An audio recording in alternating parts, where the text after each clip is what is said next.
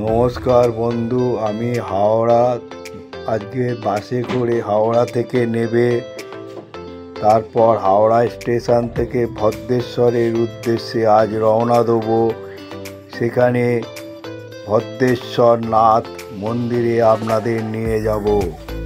চলুন আজ আপনাদের ভদ্রেশ্বর নাথ মন্দিরে নিয়ে যাই। এই হাওড়ায় এলাম, এরপর আমি হাওড়া স্টেশনে এসে বর্ধমান লোকালে উঠে আমি ভদ্রেশ্বরের উদ্দেশ্যে চললাম।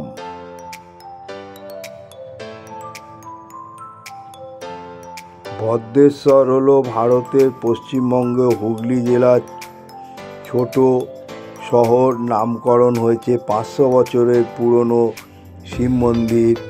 আপনাদের নিয়ে যাব। ভদ্রেশ্বর তলা নাম অনুসারে এখানে লোহিত মূর্তিতে বাস করছেন।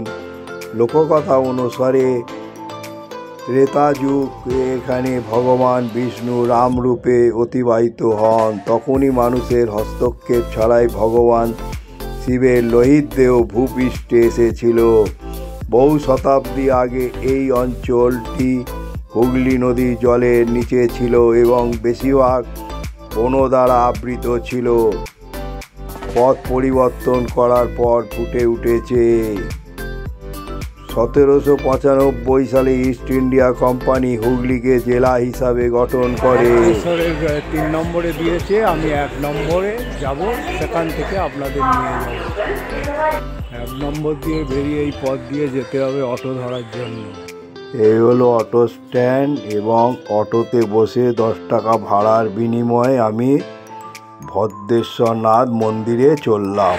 এই অটো করে এসে আপনাকে নামতে হবে এই বন্ধন ব্যাংকের এখান দিয়ে। আর বন্ধন ব্যাংকের পাশে একটা গলি আছে, বাঁদিক দিয়ে চলে যেতে হবে, তারপরে ভদ্রেশ্বর শিব মন্দির পড়বে। এই চূড়া বিশিষ্ট দেখুন ভদ্রেশ্বর তলায় ভদ্রেশ্বরের শিব মন্দিরে এনেছি। বহুত প্রাচীন মন্দির, তা এখানে শিব পুজো হবে বলে দেখুন এই হলো এরিয়া নিয়ে ভদ্রেশ্বর তলার শিব মন্দির। তা এখানে প্যান্ডেল হচ্ছে দেখুন। তা কালকের এখানে পুজো হবে, শিব পুজো, সেই জন্য আয়োজন চলছে শিবরাত্রির উপলক্ষে। আপনাদের চলুন এই এরিয়া বিশিষ্টটা দেখিয়ে দিই, পুরো তুলে ধরে। এর অনেক ইতিহাস আছে, বহুত প্রাচীন মন্দির। এখানে একটা তুলসী মঞ্চ আছে, তার তুলসী মঞ্চতে একটা শিবশিলাও আছে, সেটাও আপনাদের তুলে ধরলাম। এখানেও একটা তুলসী মঞ্চ আছে, সেটাও তুলে ধরলাম। এরপরে এখানে ছোট্ট করে শিবের যে মন্দির, এর বাইরে যে অনেকগুলো শিব লিঙ্গ রেখে দিয়ে গেছে, একটা লিঙ্গ বিরাজ করছে, সেগুলো আমি তুলে ধরলাম। হলো ভদ্রেশ্বর শিব মন্দিরের পুষ্করিণী।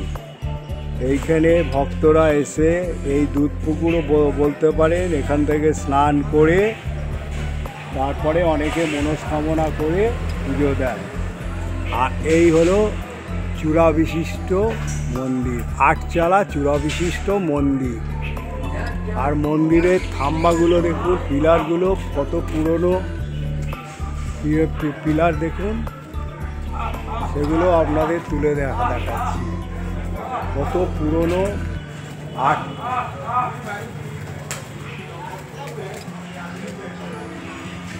আর কড়ি বিশিষ্ট দেখুন কত পুরনো মন্দির বলে। আর এইখানে কত পায়রা ঘুরে বেড়াচ্ছে দেখুন এই মন্দিরে। এইখানে দুর্গা পুজো হয় দেখুন, একটা মণ্ডপও আছে, সেটাও আপনাদের তুলে ধরলাম যে দুর্গা পুজো হয়। এই মন্দির যে কত পুরনো তার এই হচ্ছে দেখুন কড়ি বিশিষ্ট এই তারপর। আর এইগুলো দেখুন ওয়ালগুলো, এই যে পিলারগুলো দেখুন এইভাবে পিলারগুলো গড়ে উঠেছে। এইটাকে আপনারা ভক্ত সমাগমের জন্য নাট মন্দির এখানে। আর এই নাট মন্দির দেখুন মন্দিরে কোনো করা যায়।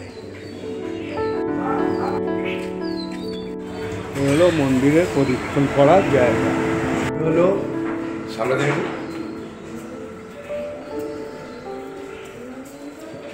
এ হলো স্বয়ম্ভু শিব।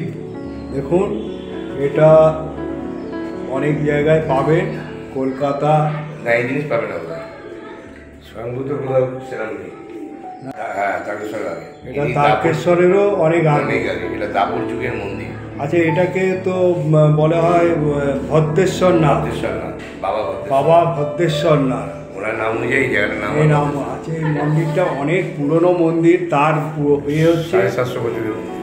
তার কিন্তু অনেক পুরনো মন্দির, 700 বছরের ও বেশি হবে আমার তো মনে হয়, কেন এটাকে রিনোভেশন করে তোলা হয়েছে।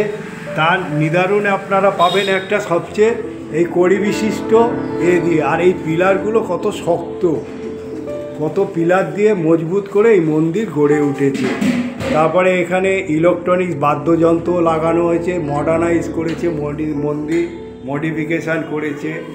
মন্দিরের নিয়মাবলীও লেখা রয়েছে সব কিছু। আপনাদের পণ্ডিত মশাইকে আমি জিজ্ঞাসা করব মন্দির কখন খোলে, কখন কি হয়, পুজো হয়। ভক্তবিন্দু এসে দেখুন মনস্কামনা করছে।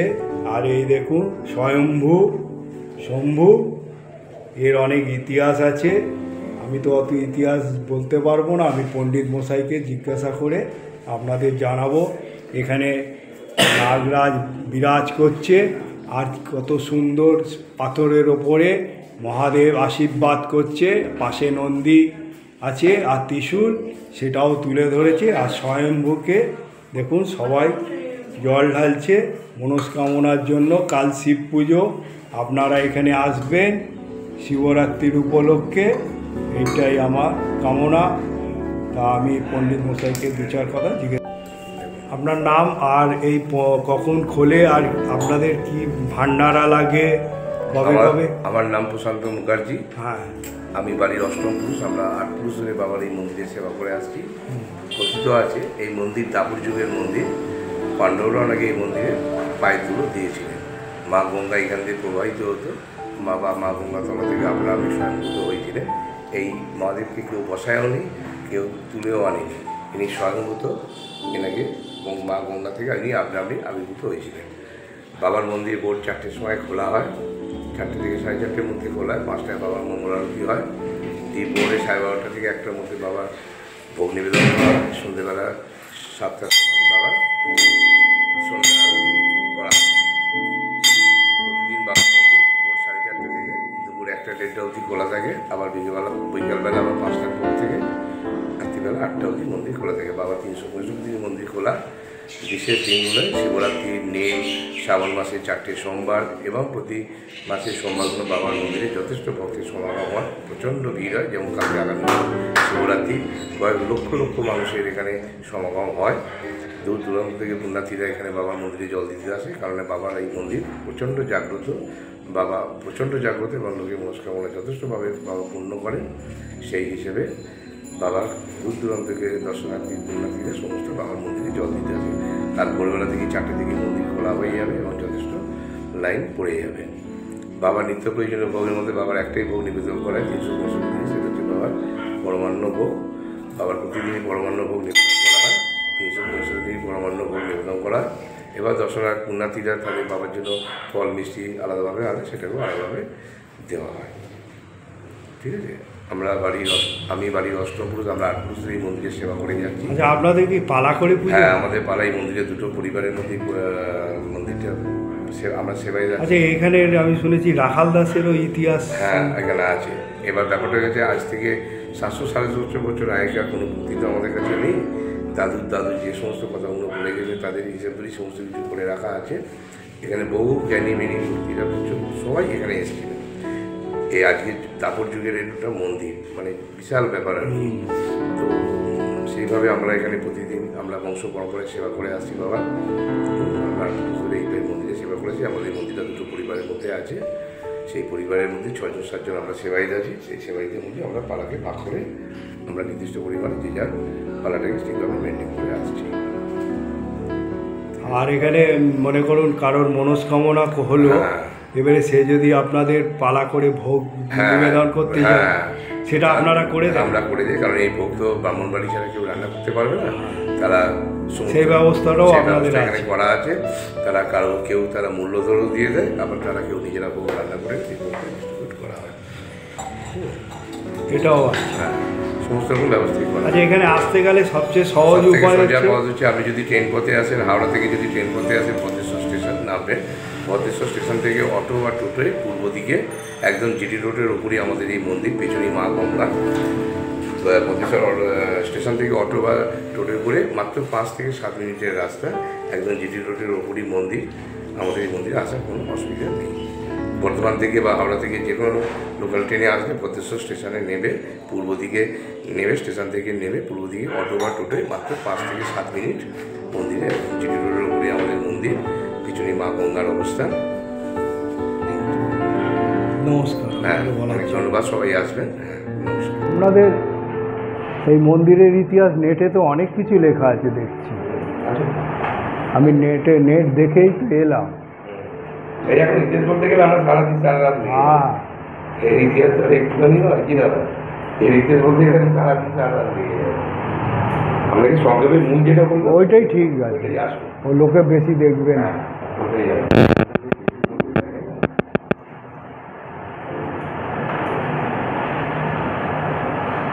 দেখুন ঘন্টা, কতগুলো ঘন্টা লাগিয়ে গেছে। ভক্তবৃন্দ যাদের মনস্কামনা হয়েছে তারা এইগুলো দিয়ে গেছে। আর এই মন্দিরে ঢোকার 2টো গেট আছে, একটা এইটা আর একটা এইটা, দেখুন। আর এই দেখুন ভূশম্ভু, আর ভূশম্ভু। আর এখানে দেখুন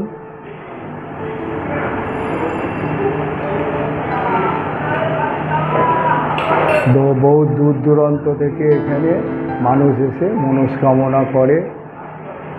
আর ত্রিশূলের সঙ্গে ডুগডুগি, এই ভূশম্ভুকে আপনাদের তুলে ধরলাম।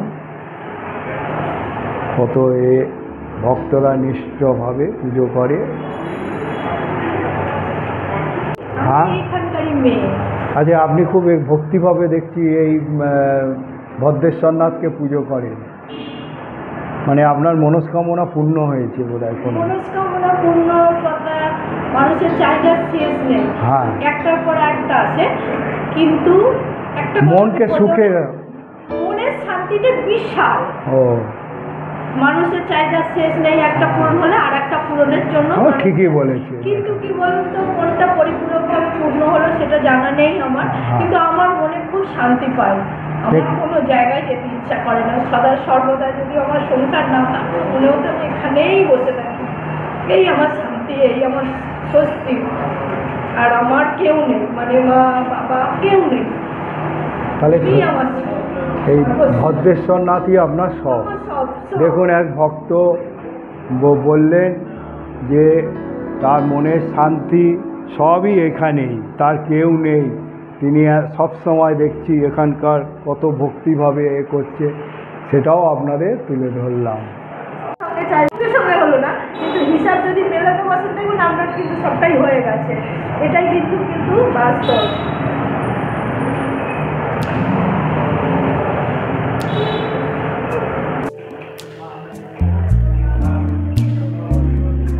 চূড়া বিশিষ্ট মন্দির, আটচালা, বহুত পুরনো মন্দির।